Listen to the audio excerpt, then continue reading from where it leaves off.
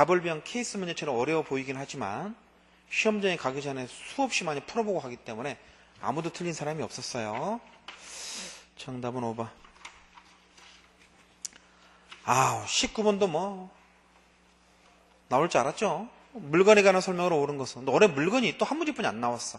작년에도 그러더니 두 문제 나올 줄 알았더니 그 원물과실 하나 물어볼 줄 알았더니 어려운 문제를 안 물어보고 한 문제뿐이 안 내셨습니다. 쌀과 같이 개성이 중요시되지 않는 물건은 특정물을 거래할 수 없다.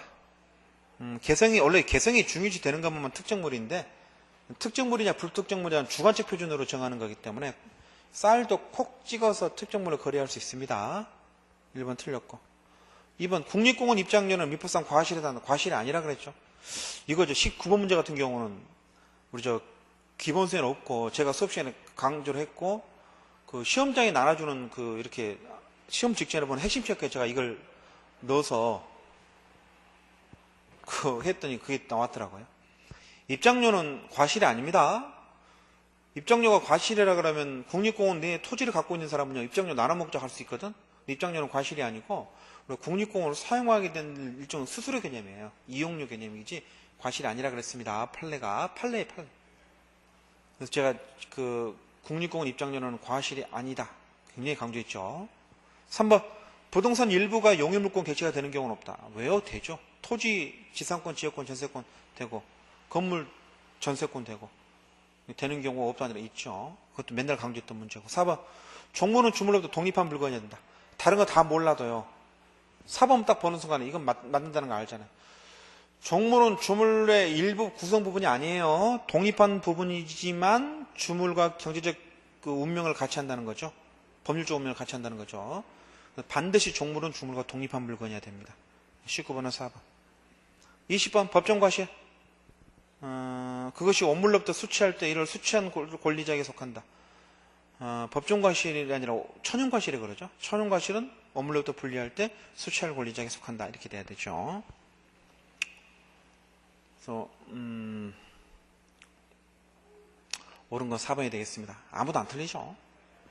20번 의사표시 효력 발생에 관한 설명으로 옳지 않은 것은.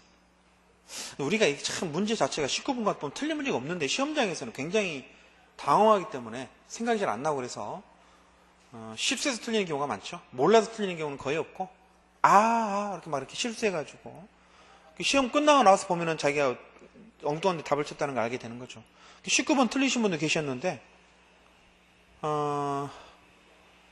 뭐가 쉬운 것 같다고 말씀하시더라고. 정답을 5번으로 하신 분도 몇 분 계셨어. 정답은 4번입니다. 20번 의사표시 효력 발생에 관한 설명으로 옳지 않은 거. 상대방 있는 의사표시는 원칙이 뭡니까? 도달주의죠. 이게 맞고 표시자가 의사표시를 바라는 후 행위에 상실하더라도 이미 보는 건 영향 안 미친다 그랬죠. 조문이죠. 1학 2학 다 조문이죠. 3항 의사표시의 발신자는요 도달 후에도 상대방이 이행착수 전에는 의사표시를 철회할 수 있다. 도달 후에는 철회 못합니다. 도달 전에는 철회할 수 있지만 도달 후에는 철회 못한다. 정답은 3번. 4번 격지제 간의 계약은 발신주의죠. 사무, 경무, 승. 격지제 간 계약 성립 시기는 발신주의. 맞고. 의사표시에 수령할 때 상대방이 무능력자래. 그러면 보낸 사람은 그 의사표시가 도달했다는 걸 상대방이 주장하지 못하죠.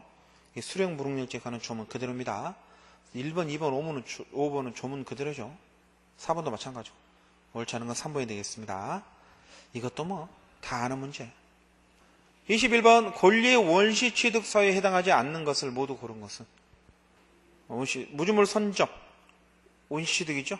상속 승계 취득 중에서 포괄 승계죠. 니은은 원시 취득이 아니고 회사합병 이것도 승계 취득이죠. 정답은 니은 디귿 2번이 되겠습니다. 리을 미음 다 원시 취득이고.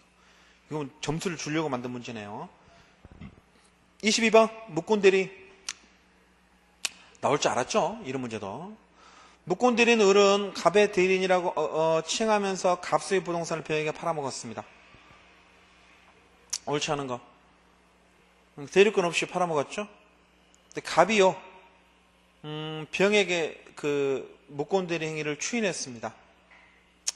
그러면 묵곤대리 추인은 소급표가 있나 없나요? 있는 게 원칙이죠. 추인한 때로부터 효력이 있다 그게 아니라 계약이 그 매매계약 체결 시 계약 체결시로 소급하는 거죠. 법률 행위시로 소급한다. 계약 체결시로 소급한다.